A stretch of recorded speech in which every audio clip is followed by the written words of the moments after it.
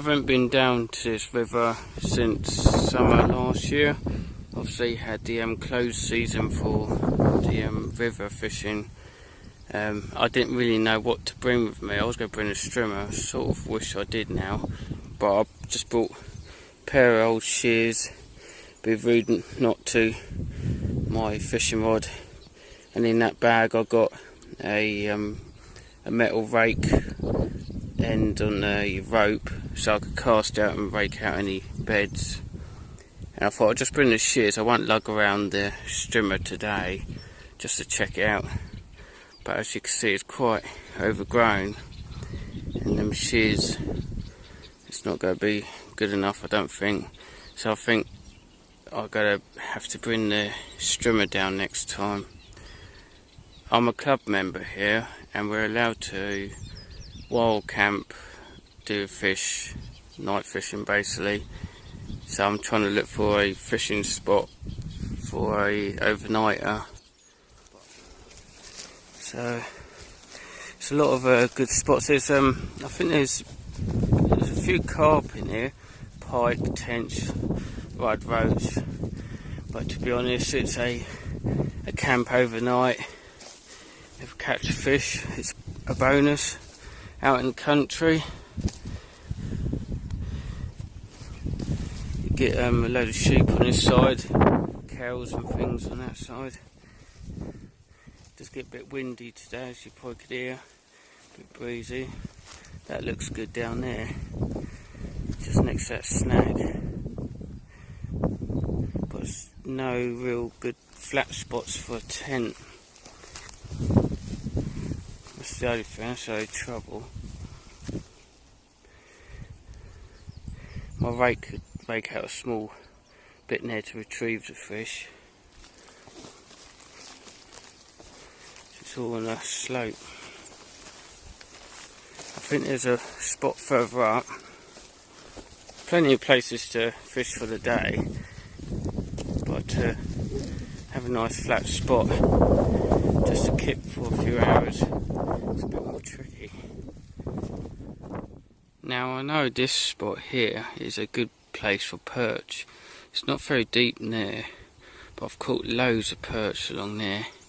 You've got like a little pipe under there with a bit of overflow water coming in, which stirs the water up. So I'll go clear this bit, not too much, just with the shears, and make it fishable.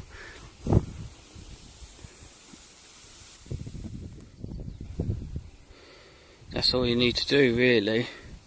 Doing it with them shears don't do a decent job, and actually makes it twice as hard, but you see it still looks quite rough. But all it is clearing a spot so you can get down there and spend a few hours fishing. You don't want to make it look too man-made, but I want to keep it a little bit natural as possible. That's that one done.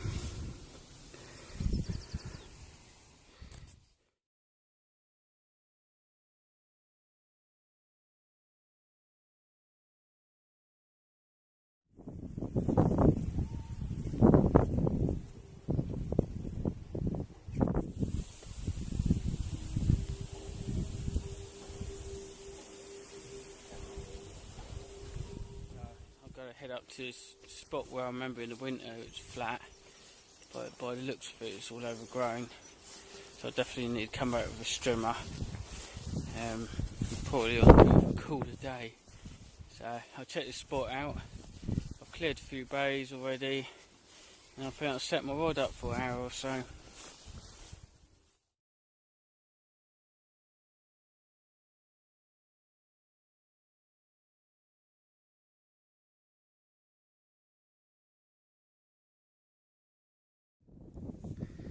But the spot where I was going to camp is here. I remember in the winter this bit was quite flat.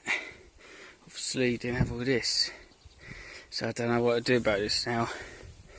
I probably could bring the strimmer down another time to get all that strimmed out, this area. I know down there was a good spot. still there was not much of a problem. The strimmer would get through that. I don't fancy bringing my brush cutter down, but got all these long grass things, and they're well anchored. I get your hook caught up on them. That's your line gone. Unfortunately, from here to the end of the river, it's like that. So I don't know how to bring the strimmer down anyway another time and see what I could get. I might be able to strim it down. I only need a little clearance. So over there, when I came here, winter time, I think spring, just before the season closed, I was getting some good ones there. And it's the only flat ground around here.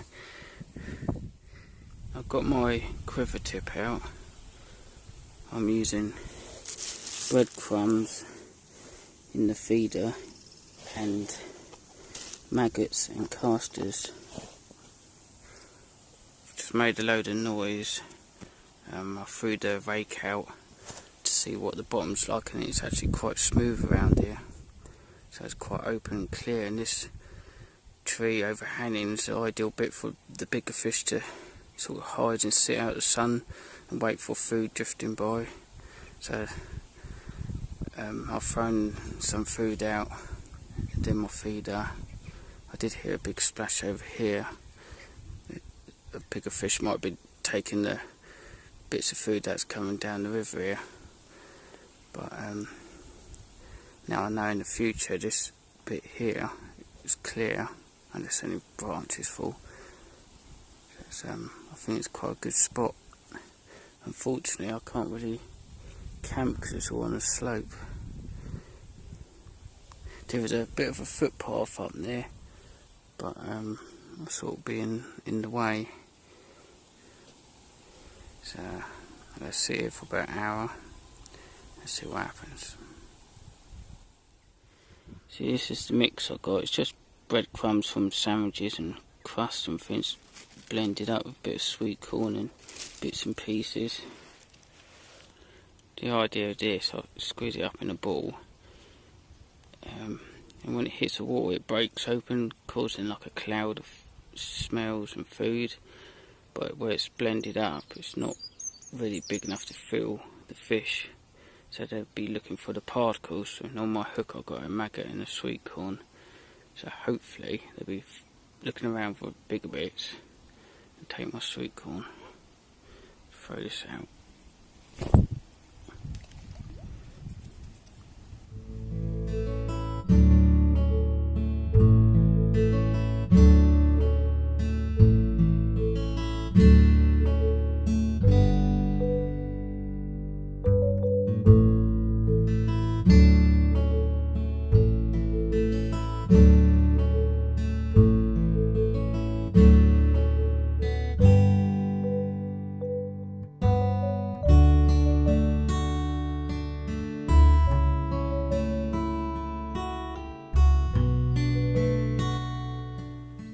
Ideally, through the winter period, you want to do all this and bait out a swim. Over the past few months I could have thrown bits of food out there, but it's quite a way to the river from my place. I've just been lazy. That's my method feeder. I put it in here to make the mould. Basically it's just breadcrumb.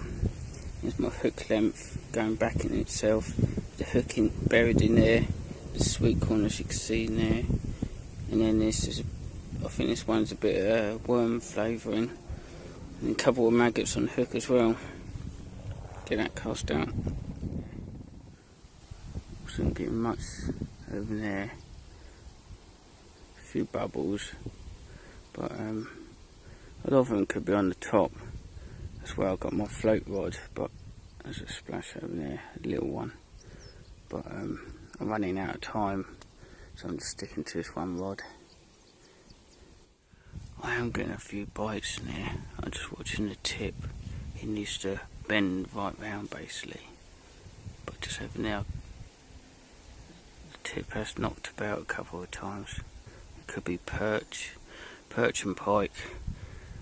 Might be hiding in there for little ones coming by. Ideally I don't want to catch a pike, but it's just nice to be down here, nice and quiet. A few people walk by. I think it's quite a good spot. You can just about see the line tightening up. The fish are plucking that little feeder, knocking it about. Now I'm thinking this is quite a good spot. Once I get that swim baited up. No troubles. There's a footpath along here. Quite a few people actually come along there, even though we're in the middle of nowhere. I haven't walked all the way to the end. I think it's like 2 miles.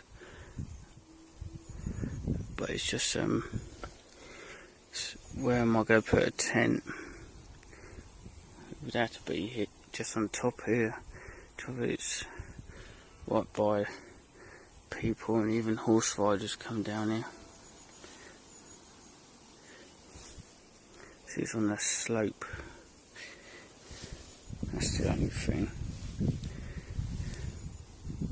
But I think the tent still would have to come here. We got permission. Club members are allowed to fish here, allowed to do night fishing, so it's not like we're not allowed.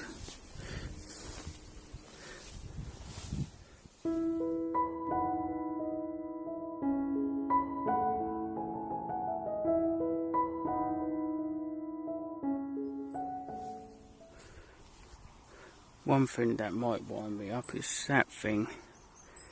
I think it needs oiling or something. It's very noisy. Reminds me of something like out of the film Frog Dreaming. I don't know if any of you seen it. An old film, I think it's an 80s film. Australian film. There's a thing like that in there.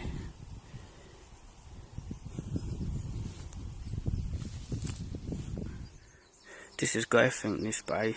You've got the lily pads there for the fish to hide in, and this sort of narrow bit for the food and whatnot go down. A great overhang there, if you could get your float or whatever under there. It's just an ideal spot really, and we know it's clear now, so we could put loads of bait in there and it'd be open for the fish to find. I would have to put a tent there, obviously facing that way. Because a lot of people, they don't understand it. Walking by, they like to be nosy and tell you off for something they don't know about.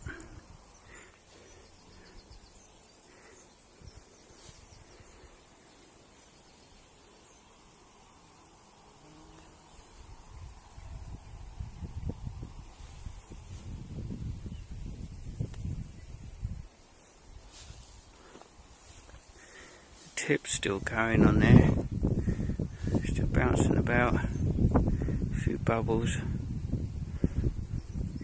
but I'll give it another 5 minutes and I'll pack up. I think it's pretty hot and I've got stuff to do.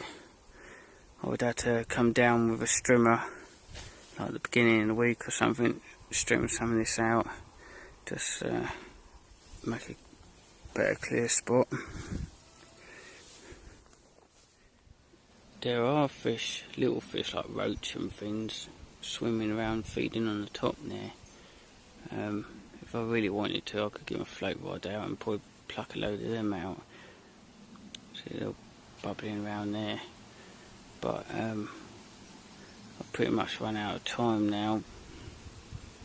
Getting little bites, but I think I'll pack up now, get back. And yeah, I'm going to throw the rest of this bread out, basically to get them used to eating it. I'm not sure if anyone's been down here yet, but for the past 3-4 months they haven't been fed stuff like this. So I'll throw the rest of that out and a few maggots, and hopefully next time it'll be a bit easier.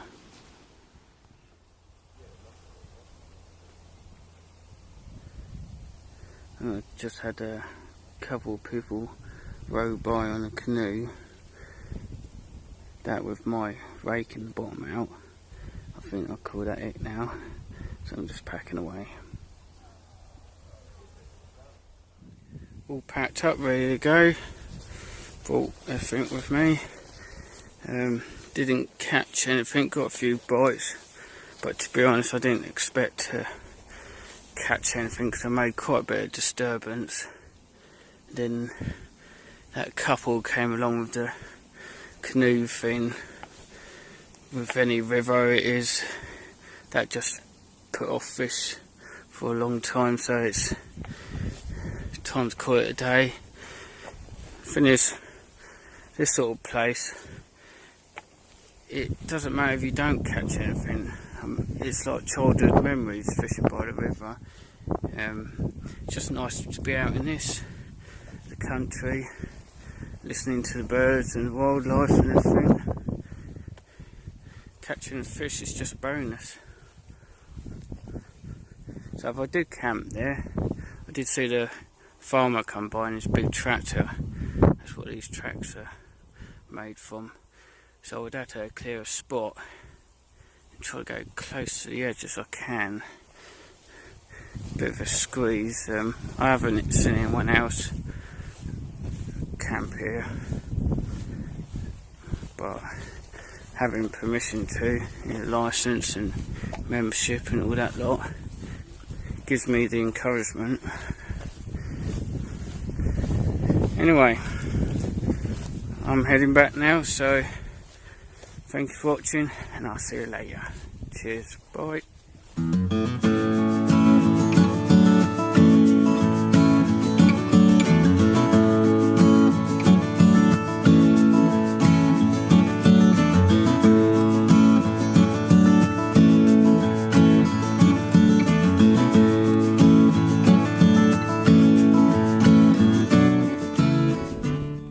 Where that tractor's gone.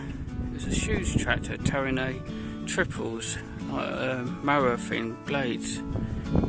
It's disappeared. Reminds me of that joke. Have you heard of the magic tractor? It went down the road and turned into a field.